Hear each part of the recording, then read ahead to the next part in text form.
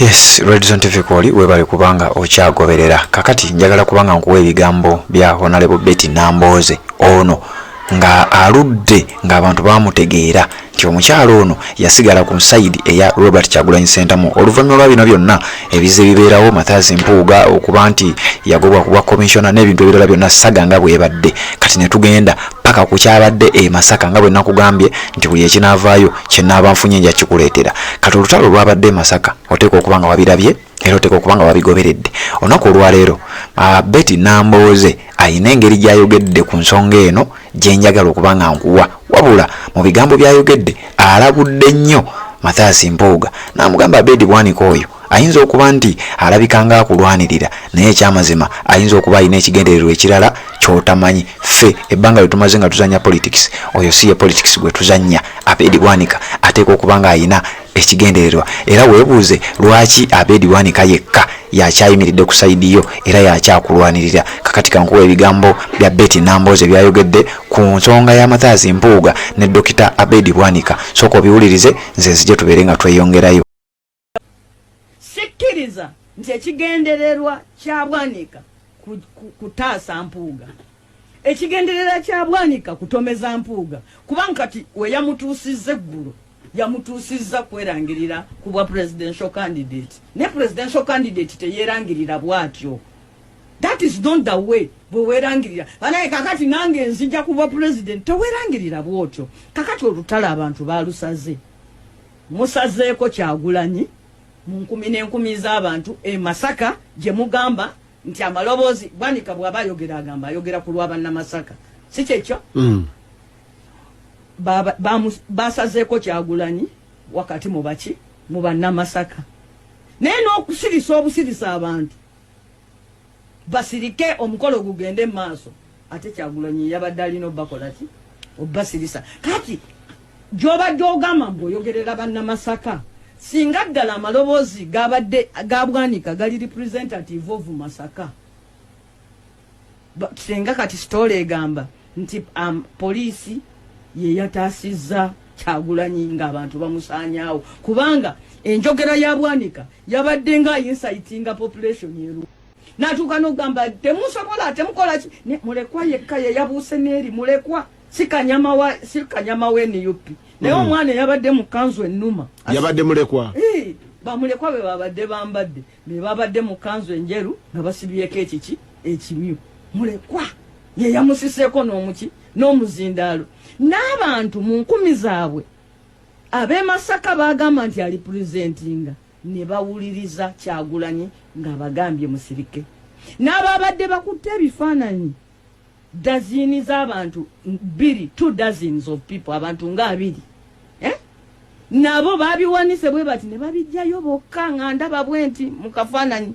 So if you dare somebody ngo ogenze singa byabadde mukono baaliga nti ate byabadde kya Nambooze ne gwogamba nti oyogerera bannamasaka naye bannamasaka nga tebagenze naawe. N'olwekyo nze kyenva ngamba kiri bwe kiti nga 29 awo ekitibwa Kyagulanyi ne NUP yonna leadership kubanga eno si tuwa ya president tuwa bagita NUP national tour.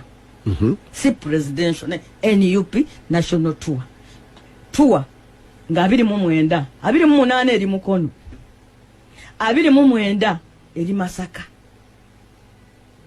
mutandikira mukono tutandikira Kamuli enkya naye mu Buganda tutandikira Mityana nga 27 wazaake 28 mukono 29 Masaka. Eyo yetua egenda okubaawo. Naye nze kyendowooza nti Bannayuganda Bannamasaka Bannabuddu kye baakoze mu Lumbe kyabadde kyeraga bwerazi omusango ani gwe baagusalidde. Ate abawulira ati tayimumanyire Mpuuga alina omukolo e Masaka. Bwanika watuuse atuuse mu lutalo lwa kukyawagana. Uganda byogere egamba nti bw'oba obadde omanyi Bwanika ng'ogoberera ebyobufuzi bye tosobola kwewuunya.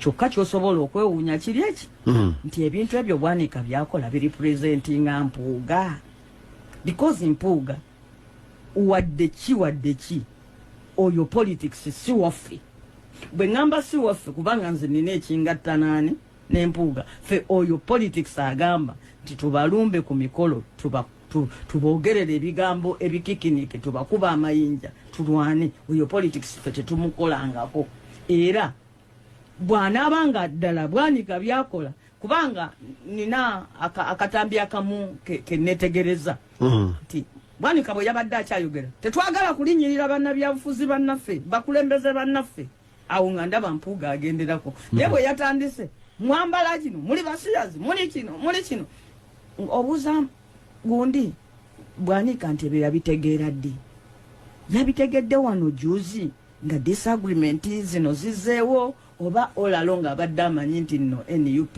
kibiina ky'abasiyazi nga bw'ayagala okiripresentinga yabitegeera ddi ebyo kakati mwami Bwanika let me end with this story ndowooza tetulina budde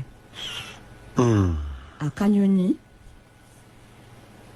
kagenda ne kafreezinga omuzira ne gukakuba ne kafreezinga ne kakwatibwa omuzira ne kanyogoga ne kagwa bwe kanyogoga ente yali eyitawo ne kagiraajanira nti owaayo wante nyamba ntaasa ndi wano obunyogovu bukola ki bunzita kati ente ate yo nekateekako buteesi busa bwayo ba kakati akanyonyi ne kalaajana ne kagamba gwe wante owange nnyo ate kakati gonsuddeko obusa ate kente nti nno kanyonyi towoggana sooka otegere ekyenkoze gwe bwoyita obusa nze nyinza okuba wentegesa okukola ki okutaasiza nze sirina mikono nja kusitula sirina bulangiti yakubikka wabula akanyonyi we kasiriikiriramu kagenda okulabala ddala wamanga obusa bubuguma era ne kabuguma kati we kadda mu busa ne katandika okufuuwa oluwa ne kayimba ne kakola obyobuyimba